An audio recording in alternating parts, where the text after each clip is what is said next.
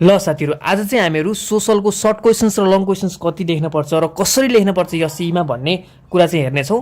So जसले गर्दा चाहिँ तपाईँहरूको चाहिँ मार्क्स इन्क्रिज गर्छ र ए प्लस पनि आउन सक्छ है त। क्वेसन नम्बर 12मा हेर्नुहोस्, यौनिक तथा लैङ्गिक अल्पसङ्ख्याको पहिचान र सम्मानका लागि के गर्नुपर्छ भनेर यसरी क्वेसन सोध्यो। अब क्वेसन सोध्यो भने हामीले कसरी गर्ने, हाम्रो एप्रोच के हुन्छ भन्दाखेरि नम्बर 1 परिचय दिने, मतलब इन्ट्रोडक्सन कसको दिने त भन्दाखेरि जसको क्वेसनले जे को सोध्यो त्यसैको दिने भनेको मतलब यौनिक तथा अल्पसङ्ख्याको परिचय दिने के सामान्य परिचय तपाईँले जे जान्नु भएको छ त्यही दिने। यौनिक तथा अल्पसङ्ख्यक समुदायमा हाम्रो समाजको एक प्राकृतिक र विशिष्ट पहिचान बोकेका अभिन्न अङ्ग हो भनेर हामीले यसरी दिइयो। यो भनेको इन्ट्रोडक्सन दिइयो। अब त्यसपछि उनीहरूलाई समाजमा पहिचान र सम्मानका लागि निम्न कुरा गर्नुपर्छ भनेर मैले भनिदिएँ। त्यसपछि 2 नम्बरमा हाम्रो एप्रोच के हुन्छ भन्दाखेरि फिगर बनाउने फिगर कसरी बनाउने भन्दाखेरि यसरी बनाउने। यसरी चाहिँ मैले सट्ट यौनिक तथा लैङ्गिक व्यक्तिका लागि गर्नुपर्ने कुराहरू भनेर मैले लेखिदिएँ। त्यसपछि समानताका समाजको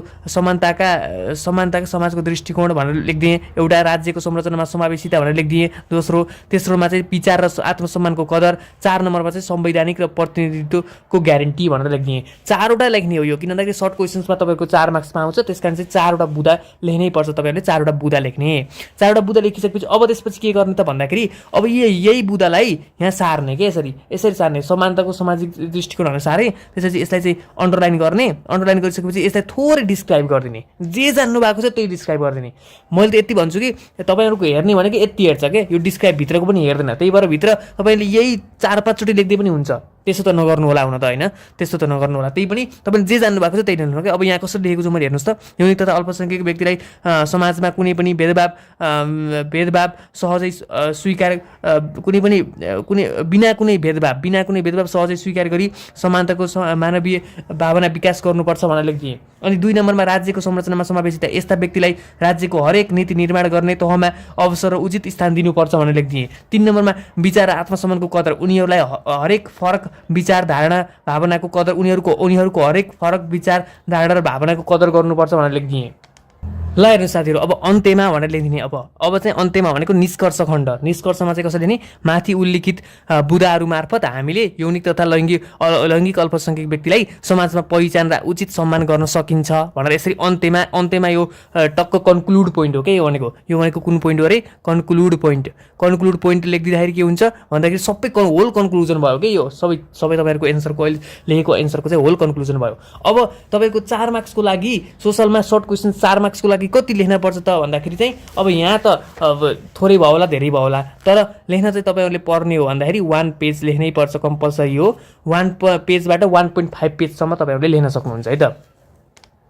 अब ल हेर्नुहोस् त क्वेसन नम्बर 13को हेर्नुहोस् त। क्वेसन नम्बर 13मा पनि तपाईँहरूले त्यस्तै खालको क्वेसन्स त्यस्तै गरेर तपाईँहरूले लेख्ने हो, तर मैले याद लेखिदिएको छैन किनकि सबै लेख्दाखेरि त मेरो पनि टाइम हुन्छ। त्यस कारण चाहिँ यहाँ भिडियो पनि लामो बन्ने भएको कारणले गर्दा मैले सबै लेखिनँ, तर त्यही एप्रोच फलो गरेर मैले मेन बुँदाहरू त लेखिदिएको छु। यही बुँदाहरूले गरेर लेख्ने। जस्तै के भनेको छ क्वेसन भन्दाखेरि सबै ठाउँमा सबै प्रकारका गरिबीलाई अन्त्य गर्ने, नेपालको दिगो विकासको यो लक्ष्य प्राप्त गर्ने 4 उपायहरू लेख्नुहोस् साथीहरू भनेको छ। भनेपछि लक्ष्य दिगो विकास भनेको के हो भनेर लेख्ने क्या। सुरुमा दिगो विकास भनेको यो हो भनेर लेख्ने होइन। दिगो विकास भनेको अब दीर्घकालीन विकास हो, टिकाउ विकास हो, के हुनु। अब तपाईँले के पढ्नु भएको छ त्यसको डेफिनेसन थोरै लेख्ने। त्यसपछि के लेख्ने त्यसपछि साथीहरू, दिगो विकासको लक्ष्यहरू धेरै छन् जसमध्ये गरिबी निवारण पनि हो अथवा गरिबी अन्त्य गर्ने पनि हो।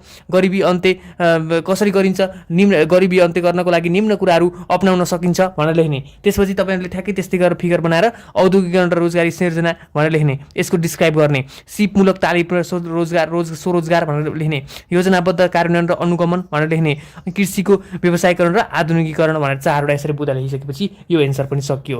यसरी नै लेख्ने हो एन्सर। अब ल अर्को हेर्नुहोस् त साथीहरू, क्वेसन नम्बर 14मा कस्तो खालको क्वेसन सोध्छ, हाम्रो सामाजिक मूल्य मान्यता। अब यही क्वेसन सोध्छ भनेर भन्दिनँ है साथीहरू, यही क्वेसन चाहिँ सोध्दैन है। तर मैले आज चाहिँ तपाईँहरूलाई यो क्वेसन सोध्छ भन्दा पनि यो क्वेसन सोध्न पनि सक्छ, नसोध्न पनि सक्छ, त्यो 50-50 चान्स भयो। तर तपाईँहरूलाई आज मैले एन्सर कसरी लेख्ने भन्ने कुरा सिकाउँदैछु क्या साथीहरू। कुन क्वेसन आउँछ भन्दा पनि एन्सर कसरी लेख्ने भन्ने कुरा हो। कुन क्वेसन आउँछ भन्ने त मलाई कसरी थाहा हुन्छ र। तर यो क्वेसन पर्न पनि सक्छ, नपर्न पनि सक्छ। अब 7वटा प्रोभिन्स छन्, 7वटा प्रोभिन्समध्ये एउटामा फस्न सक्छ यो क्वेसन, त्यो त मैले भन्न सक्दिनँ। तर एन्सर कसरी लेख्ने भन्ने कुरा आज हामीले सिक्दैछौँ। सो हाम्रो सामाजिक मूल्य मान्यता जोगाइराख्न तपाईँले निभाउनु पर्ने कुनै 4 भूमिका भन्दा बित्तिकै 4वटा भूमिका मात्र लेख्ने होइन क्या साथीहरू। हाम्रो सामाजिक मूल्य मान्यता भनेको के हो त्यहाँबाट सुरु गर्ने क्या, अब त्यसको डेफिनेसनबाट सुरु गर्ने। त्यसपछि हामीले हाम्रो सामाजिक मूल्य मान्यता जोगाइराख्नको लागि निम्न कुराहरू अपनाउन सकिन्छ भनेर चाहिँ यसरी लेख्ने। यो बुदाहरू लेखेर यसलाई डिस्क्राइब गर्ने। जस्तो कि यहाँ के भनेको छ, सांस्कृतिक गतिविधिमा संलग्न हुनुपर्छ हामीहरू होइन साथीहरू। अनि पुष्टान्तरण र ज्ञानको आदान प्रदान गर्नुपर्छ साथीहरू। त्यसै जनचेतना र के हो यो के हो संलग्न हुनुपर्छ साथीहरू। अभियानमा संलग्न हुनुपर्छ साथीहरू। अनि सम्पदाको संरक्षण र संवर्धन गर्नुपर्छ साथीहरू। हाम्रो सम्पदाहरूलाई जोगाइराख्नुपर्छ। मूल्य मान्यतालाई जोगाउनको लागि त हाम्रो मठ मन्दिरहरूलाई पनि जोगाइराख्नु पर्ने हो। त्यो कुराहरू लेख्न पर्यो साथीहरू। अब क्वेसन नम्बर 15 हेर्नुहोस्। हाम्रा यसमा चाहिँ अरमा आउँछ है साथीहरू, अरमा आउँछ, याद गर्नु होला। अरमा आउँछ भनेको मतलब एउटा मात्र क्वेसन लेख्ने हो तपाईँहरूले। 2टा क्वेसन दिन्छ, एउटा क्वेसन लेख्ने हो। हाम्रो सम्पदाहरू विश्व सम्पदा सूचीमा सूचीकृत हुँदा नेपाललाई धेरै फाइदा हुन्छ, यस भनाइलाई पुष्टि गर्नुहोस् भनेर भनेको छ। यसमा पनि साथीहरू कसरी लेख्ने भन्दाखेरि यस भनाइलाई पुष्टि गर्नुहोस् भनेर कसरी यसरी देख्दा बित्तिकै साथीहरूले के गर्छन् भन्दाखेरि प्याराग्राफमा लेखेको गर्छन् कि साथीहरू। त्यस्तो होइन।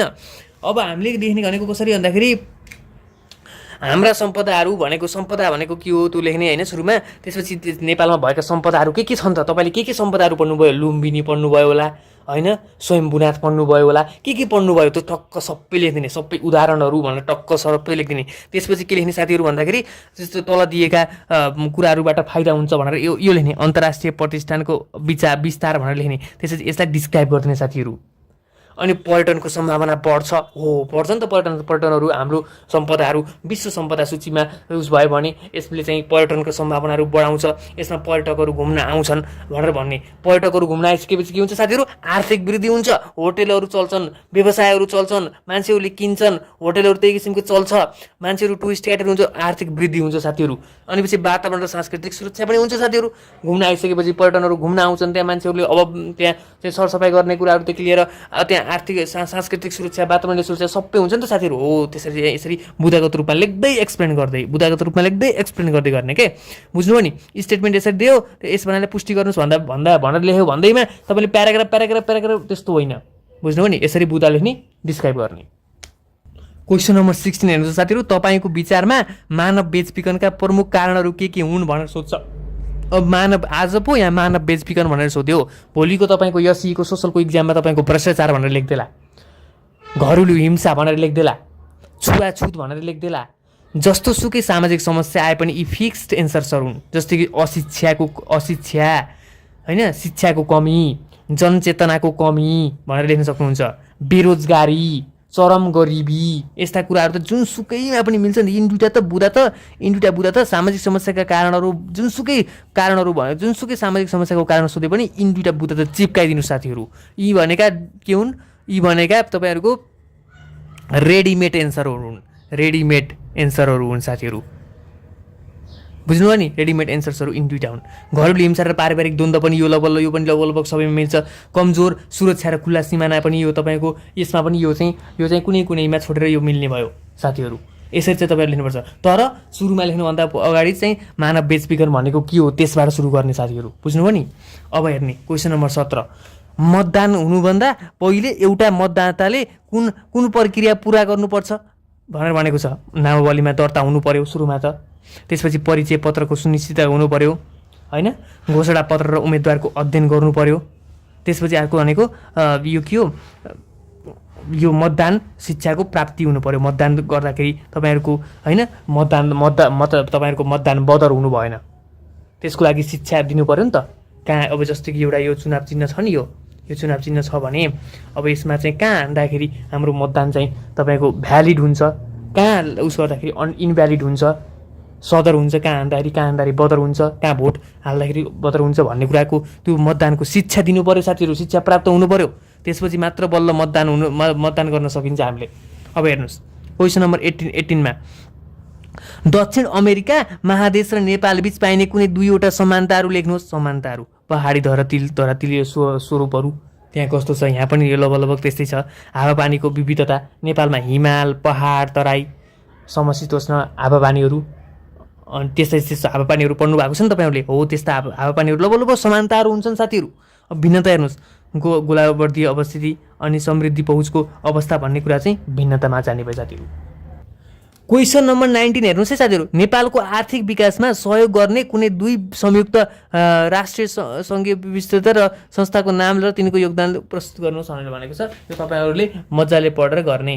गुणस्तरीय जीवनको कुनै 4 आधारहरू लेख्नुहोस्। आधारभूत आवश्यकताको उपलब्धता, साना र सन्तुलित परिवार, आर्थिक र जनसङ्ख्या वृद्धिको सन्तुलन, उपयुक्त गुणस्तरीय शिक्षा भनेर लेख्ने। गुणस्तरीय जीवन भनेको के हो त्यसबाट सुरु गर्ने हो साथीहरू। तपाईँहरूले यहाँ सिधै यो लेख्ने होइन है, गुणस्तरीय जीवन भनेको के हो त्यसबाट सुरु गर्ने।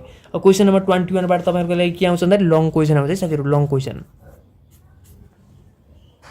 तपाईँहरूको यो लङ क्वेसनमा क्वेसन नम्बर 21 मा कहाँबाट आउँछ? नागरिक चेतनाबाट आउँछ साथीहरू।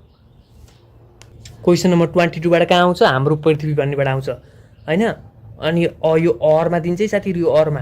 अनि पछि अरमा चाहिँ हाम्रो पृथ्वीबाट दिन्छ तर यो अरमा चाहिँ तपाईँको केमा दिन्छ भन्दाखेरि यो चाहिँ तपाईँको नेपालको नक्सा बनाउन दिन्छ के।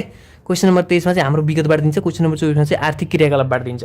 सो क्वेसन नम्बर 21 को यहाँ लेखेको छु। उपभोक्ता अधिकार भनेको के हो? सन् 1985 मा 9 मा संयुक्त महासभाबाट प्राप्त उपभोक्ताको 8 वटा आधारभूत सूची बनाउनुहोस् भनेको छ। 21 को लेख्नुहोस्। मैले आफ्नै ह्यान्डराइटिङ बुझेन यार अहिले आएर। राजनीतिक परिवर्तन भनेको के हो? क्वेसन नम्बर 23 है। क्वेसन नम्बर 22 मा के आउँछ साथीहरू? योमा चाहिँ तपाईँहरूको नेपालको नक्सा बनाउने आउँछ, फिक्स हो। अब क्वेसन नम्बर 23 मा गए। राजनीतिक परिवर्तन भनेको के हो? उदाहरण दिनुहोस्। जनताको इच्छा र चाहना अनुरूपको परिवर्तनले देशमा सामाजिक र आर्थिक परिवर्तन ल्याउँछ, पुष्टि गर्नुहोस्। यस्तो खालको क्वेसन्सहरू दिन सक्छ। यही दिन्छ भन्ने भन्दिनँ तर यस्तो खालको क्वेसन दिन्छ। तपाईँ औपचारिक वित्तीय संस्थामा बचत गर्न वा ऋण लिन उपयुक्त ठान्नुहुन्छ किन भनेर भनेको छ, यो लेख्नुहोस्। अब क्वेसन यो लङ क्वेसनको लागि कति लेख्नुपर्छ भन्दाखेरि साथीहरू यसको लागि 2 पेज लेख्नुपर्छ है साथीहरू। भन्दै म पनि अब बिदा हुन्छु। सबैजनालाई बेस्ट अफ लक।